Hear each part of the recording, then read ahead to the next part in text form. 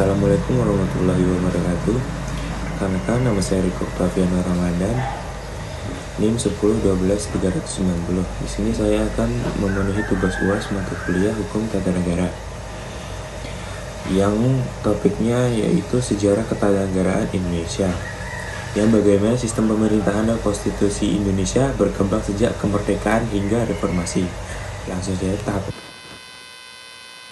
awal berdirinya negara dan Undang-Undang 1945.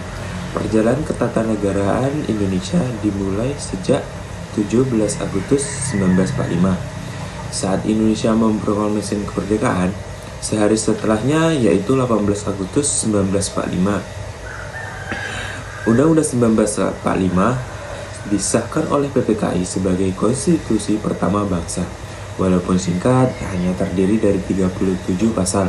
Undang-undang ini sudah mencakup semua unsur penting dalam konstitusi, yaitu struktur negara, asas kedaulatan rakyat, dan jaminan hak warga Indonesia. Namun, sistem pemerintahan Indonesia terus mengalami perubahan. Hal ini disebabkan oleh dinamika politik, kondisi keamanan, dan juga tekanan dari luar negeri. Dan yang kedua, perubahan sistem pemerintahan kesatuan serikat atau kesatuan. Setelah kemerdekaan Indonesia awalnya terbentuk negara kesatuan, tapi pada 24 November 1945 bentuknya diubah menjadi negara serikat atau federal atas dasar perjanjian dengan Belanda. Lalu setelah perjuangan politik panjang dan munculnya mosi integral Natsir pada 3 April 1950, Indonesia kembali menjadi negara kesatuan. Sistem pemerintahan pun diubah-ubah, awalnya presidensial, lalu parlementer saat sistem federal, dan kembali ke presidensial setelah Dekret 1959.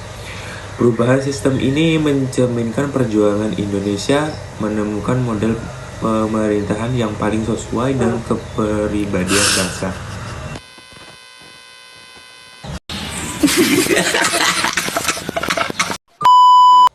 Perkembangan konstitusi Indonesia. Indonesia telah mengalami 4 periode konstitusi, yaitu Undang-Undang 1945 sampai 1949 sebagai konstitusi pertama, Konstitusi RIS 1949 sampai 1950 digunakan saat Indonesia menjadi negara federal. Yang ketiga, Undang-Undang Sementara 1950 sampai 1959 diterapkan setelah kembali ke bentuk negara kesatuan.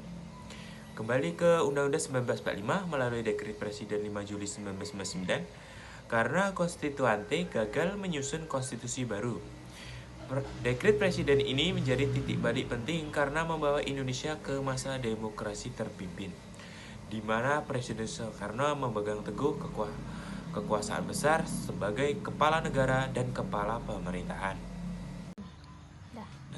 Dari penjelasan yang saya baca tadi dapat disimpulkan bahwa sejarah ketatanegaraan Indonesia adalah cerminan perjuangan bangsa dalam mencari bentuk dan sistem pemerintahan ideal. Dari sistem kesatuan ke federal, kembali ke kesatuan, dari demokrasi parlementer ke demokrasi terpimpin, lalu reformasi yang melahirkan sistem demokrasi modern.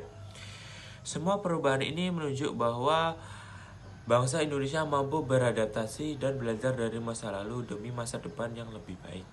Kini Undang-Undang 1945 yang telah diamandemen menjadi pedoman dasar dalam kehidupan berbangsa dan bernegara yang demokratis, menjunjung hak asasi manusia dan memberi ruang berpartisipasi rakyat.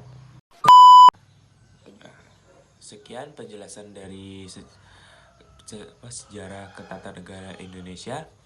Jika ada salah-salah kata yang saya sebutkan dalam penjelasan, mohon maaf. Saya Riko Octaviano Ramadan pamit undur diri. Wassalamualaikum warahmatullahi wabarakatuh.